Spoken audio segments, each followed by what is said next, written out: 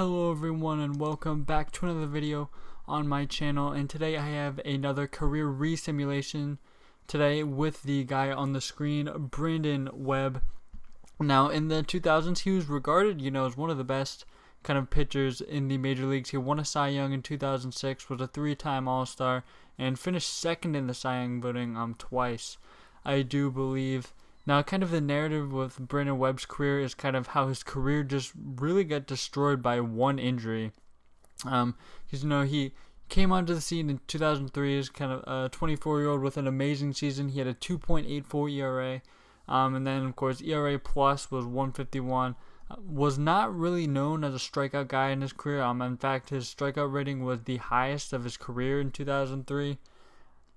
But he was mainly known for his fantastic sinker and his ability to induce ground balls and not really walk anyone. And he really, he had that good rookie year and then kind of burst onto the scene really with that Cy Young year, but was a quality starting pitcher before his 2006, 2007 seasons. And even his 2008 was very fantastic. He won 22 games.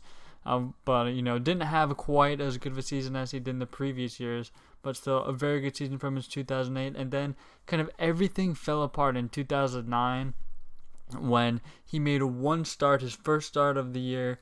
On opening day, he only went 4 innings and got hit around quite a bit. He allowed 6 earned runs, 2 homers. He did not have a great outing. And then after it was announced that he had an arm injury, and then underwent surgery and missed the rest of the season, and then also was going to miss the entirety of the 2010 season as well, kind of when that arm injury came out. And then at the conclusion of the 2010 season, he actually signed a 1-year deal with the Rangers and attempted to come back. And after about two or three starts, I know he didn't make money with their Double-A team to kind of rehab and get back into it. He had a few very poor outings and then actually had to undergo another arm surgery. And then I believe he did have 1 or 2 more comeback attempts, but nothing really ever materialized, and he never was able to get back into the league. So it's crazy, to think that a guy, really last glimpse of him in the majors was really a 22-win season in 2008, and then really after that he didn't even get a chance to really play after that. So it was really crazy, really what could have been, because he came in maybe kind of late at age 24, but was an amazing pitcher and amassed 31 WAR. Now of course 60-ish is usually around where Hall of Famers kind of get in with, and he was already at half of that with not even really many seasons, really only like 6 seasons really before getting in. And that's going to be really what we're trying to do here in this career re-simulation, just see how his career would have went in that back half if he didn't get hurt, like a guy like Max Scherzer, who recently was a pitcher who signed like a pretty big contract at kind of his age 30 around their season. Brandon Webb could possibly have a back half like that, or he could fall off. Kind of how it went in the Kerry Wood simulation. And injuries don't really matter and he falls off anyway. So we're going to get right into that in a sec. The first season of the Brandon Webb career re-simulation, well, he might have even had a better season than the 2008, and by pretty much every metric he definitely did. First of all, 2.93 ERA, which is much better than it was in real life 2008 for him. His whip was barely over 1. 0.3 home runs per 9 is just ridiculous. Didn't really walk anyone. Strikeouts right again around his kind of career rate, and a 7.3 WAR, the highest of his career to date. So already a better season than he had in real life in 2008. Now we'll kind of check some of the expanded stats on the peripherals. A 2.82 FIP, the lowest actually of his career in real life, and to this point. So having definitely the best season of his entire career in the first season of this. So this simulation is off to a fantastic start, and unfortunately he did not win the Cy Young award though in 2008. So no second Cy Young for him. Actually, he wasn't even the best pitcher on his own team, which is pretty crazy. I'll show you guys real quick. Yeah, so Dan Haren is of course on the Diamondbacks with him in 2008, and he was a great pitcher in his own right. And he had a 9.3 WAR in 2008. His FIP was 2.58. I mean, absolutely ridiculous stuff. And the thing is, he didn't even win the Cy Young. So I'll show you guys real quick. There were definitely some ridiculous pitching seasons here. And Chad Billingsley, he actually won the Cy Young in his rookie, not his rookie year, what am I saying? In 2008. I'm not sure why I said rookie year, but yeah, he had an ERA of 1.7. His FIP, of course, not quite as good as Haren, so maybe a little bit of traditionalist stats kind of going here, but I mean, he still had a fantastic season in his own right, so you can't really blame anything there. But Webb actually wasn't even in Cy Young consideration, but still, nevertheless, a fantastic season. So then we're gonna go ahead and move on to 2009 and see what kind of season he puts together. At the end of his 2009 season, Brandon Webb has turned in yet another great season pretty much here. 6.2 WAR there, strikeouts up above 8 per 9, which is kind of interesting to me. ERA plus 140s, which is kind of where he's been in his dominant streak of seasons that he's turned in here. Still home run per 9 rate still crazy low, still not walking any guys, so not really anything out of the ordinary there. One thing here is that Brandon Webb actually decided before the season to re-up with the Diamondbacks. However, I'm showing it now since this is when his arbitration years would have kind of been over. So you can see that kind of echoed in the salaries here with the $10 million his last year of arbitration here, and then his extension here, which is the $24.8 million, and this is going to take him through his age 35 season. So interesting move that he's staying with the Diamondbacks, actually, because they're really one of the worst teams in this league, actually. And then looking at the pitching staff, you wouldn't really know that, because they have Dan Haren, who I talked about a little bit before, Brandon Webb, Max Scherzer, you might know who he is, 25 years old only in this game. Then they also have some guy named Chris Sale who's coming out of the bullpen for them. So their pitching staff is absolutely stacked, but can't say the same thing about their lineup. There are a lot of recognizable names here though, but just not doing enough apparently in this game. So I'm going to go ahead and kind of do it how I've usually been doing it in the past career re-sims. We're going to go ahead and I'm going to skip all the way kind of to the end of this contract unless anything major happens. He again did not win a Cy Young.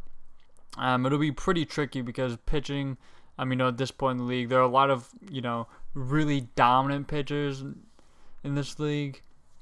So it'll be pretty hard for him to nab that Cy Young, especially as a ground ball guy, because he's not striking out a million guys, but he's just inducing weak contact. Is a really good player and having a great career, but kind of hard to get Cy Young votes when you're not striking out like 10 plus guys per 9 like most of the other guys are who are taking home these Cy Young awards. But again, I'll see you guys in 2014. We are here now at the conclusion of the Brandon Webb extension, and don't mind the team he's on for now. We're going to be looking back at kind of his career since I last updated you, which was at the end of 2009, and at that point when we left, he still was one of the premier pitchers in the league, really. Not that top tier vying for a Cy Young award at least in this simulation, but he was a solid starting pitcher, probably top 15 in the league-ish, not really clamoring for, again, those top Cy Young votes, but still in the running, in the back running for Cy Young, and still, regarded as one of the best pitchers in the league. He, dipped down maybe slightly to the kind of the around 4 WAR range, 4 or 5, around there, but still, again, above league average here. That ERA plus, not quite as good in the 2010-2011 years, but 2012, a bit of a resurgence there, getting kind of back above the 5 mark. Again, as you can see, after that 2009 season where his strikeouts actually had that uptick, they actually went down from there, pretty much averaging the low 6 to mid 6 range, which he had been in kind of 2005, 2006 in his career, but again, cementing himself as a guy who induces weak contact, induces a lot of ground balls, and doesn't really allow any home runs. That was his mantra that he continued with.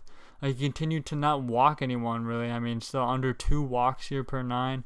So, not really walking anybody. Still very low whip, not allowing many hits, walks in general. Not striking out a lot of guys, of course, but still also very consistent. Just, starter throughout all those years. Then here at the end of his contract here, kind of falling off a little bit.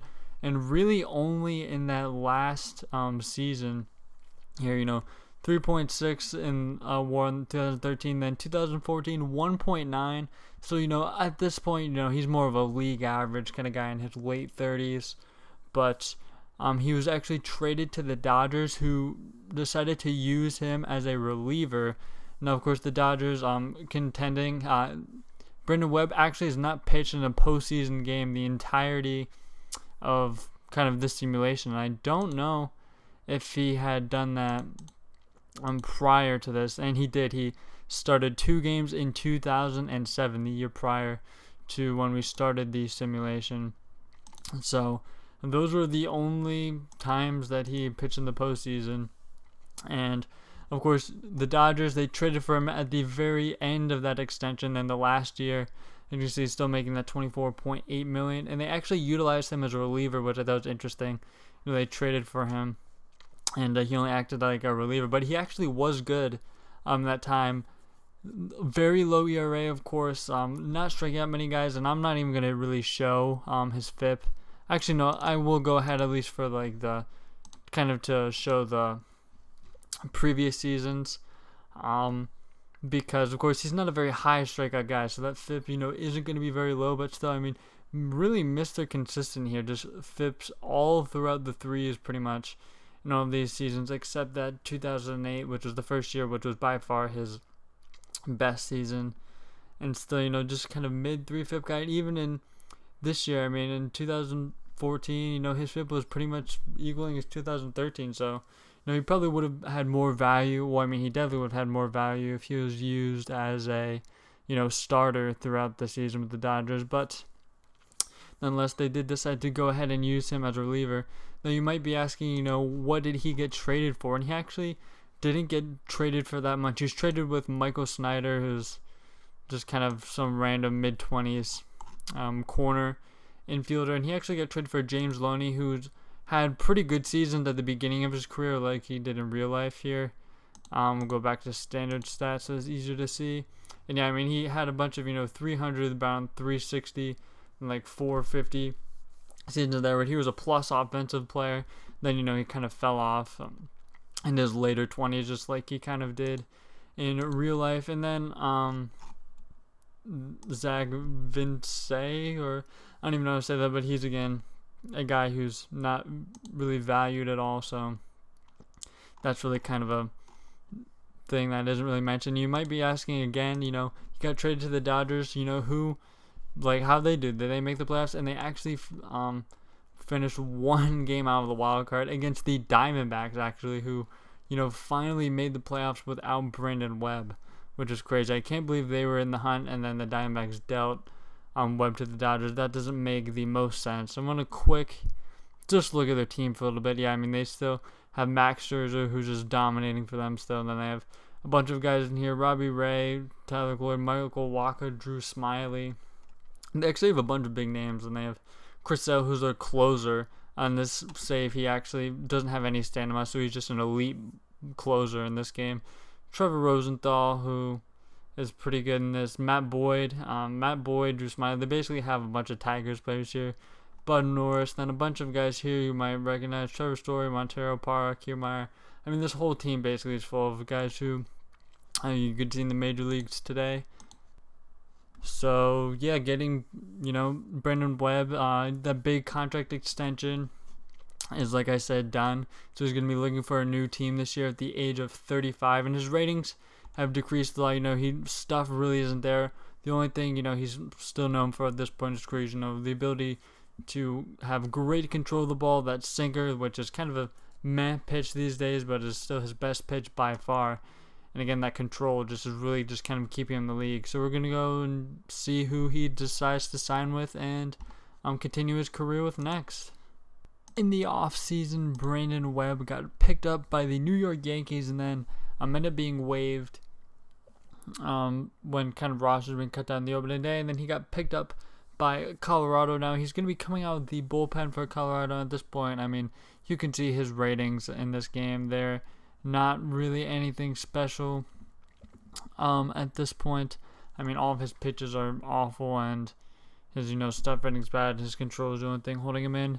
So I mean, his career is pretty much done at this point. So we're basically just simming out the rest of it to kind of see if he'll what kind of career accolades he'll have, if he ends up making the Hall of Fame or not. So we're gonna keep going through, and then I'll show you guys what ends up happening.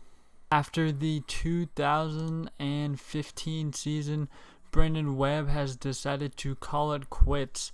And actually, he decided to call it quits in the middle of the 2015 season.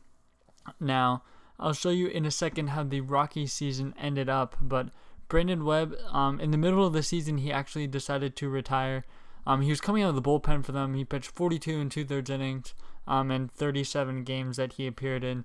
Now, what's crazy is in those 42 innings, he only struck out 16 batters, only walked 10 guys, which is just absolutely ridiculous that he could pitch that many innings and strike out so few players.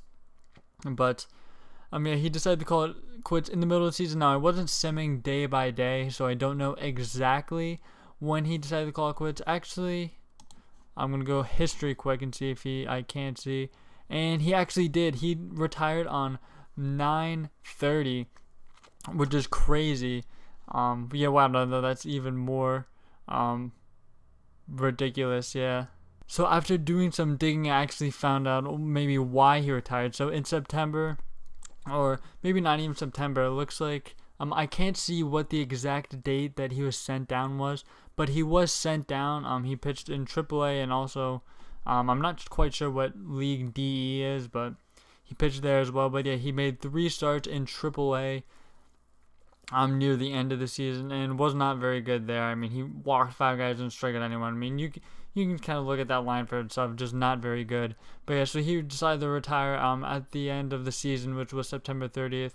But the reason why I was confused was because the Rockies actually made the playoffs, which that's why I was confused, because I was looking at it, I was like, wait, like he really decided to retire in the middle of the season on a team that like made the playoffs. So I thought it'd be hilarious if he retired and then the Rockies actually won the World Series, and he had retired in the middle of the season, didn't even finish it out. But no, they didn't even end up winning the World Series. They actually lost in the division series 3-1 against the Cardinals. So there was no dream story. So I mean, he wouldn't even have been on the postseason roster anyway, so it really wouldn't have mattered. But I just thought that was an interesting little thing. Now, for Brandon Webb's major league career, he finishes with a career 3.35 ERA, 144 and 132. So I mean, just lots of games there, lots and lots of games pitched. One career 1.22 WHIP. Walked 686 guys to 1,940 strikeouts. A ridiculous 0.6 home runs per 9 rating. I mean, he was down to like 0.3 in 2008. He was not allowing really any home runs throughout his career. A walk rating per 9 of 2.5, and then 7 strikeouts flat per 9, and an ERA plus of 126. So an above league average guy throughout his career. So I mean, that's pretty much what you have to say about that, which is pretty consistent. I feel like, of course, those kind of that last season that he had there with the Rockies maybe dragged down his numbers a little bit, kind of all of his career averages. But other than that, I mean, he was pretty much consistent throughout the entire time. I mean, even of course that little stint that he had with the Dodgers at the end of 2014, was pretty good in all respects. I mean, ERA plus of 141, not really worth much value because, he is a reliever, so wasn't pitching a ton there. But still very good career averages. A career WAR 58.3, so maybe, possibly, kind of borderline Hall of Fame territory. I mean, if you look at kind of the Hall of Fame metrics here now, I personally actually really have no idea what these metrics really mean or anything. But I mean, here they are for what they are. I mean, a lot of them look severely below kind of Hall of Fame averages. Even Hall of Fame monitor here, 31 to 164 is the average Hall of Famer. So I mean, all of these are well below. So I really wouldn't expect him to make the Hall of Fame out of this. So I'm actually not even going to go ahead and look.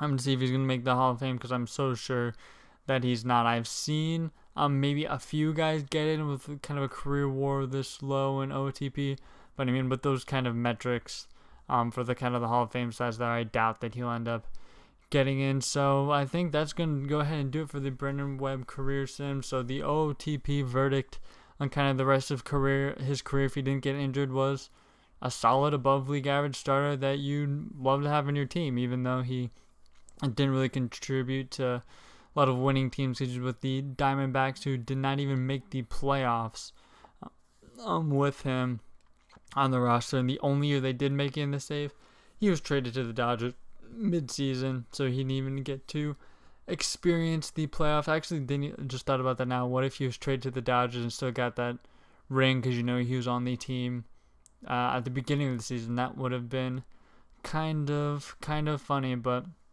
again, that's going to do it for the Brandon Webb career sim. And do not forget to like, subscribe. Definitely show your support for the channel. And also, let me know what player you'd love to see next in the re-sims. The Lemon Bostock one was suggested by someone in the comments, so definitely go to the comments down below and comment who you would like to see next in a career simulation. So thank you guys for watching, and I'll see you guys next video.